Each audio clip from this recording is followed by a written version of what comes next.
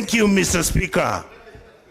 I would like to say that I see here today my colleagues celebrating and talking about how Raila is the greatest man who was. How I wish we listened to what they are saying 3 years ago.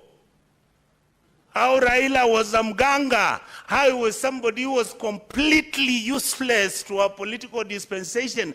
Where, by the way, why have you never gotten rid of him? Today is being praised of being the hero worship we wanted.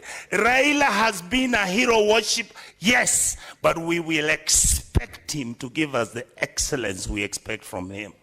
He will join your government, and if he is not going to demand that abductions stop in this republic, that we stop the corruption that is going on in our country, that we actually govern ourselves with responsibility, where we accept that our countries within our region respect us and we respect them.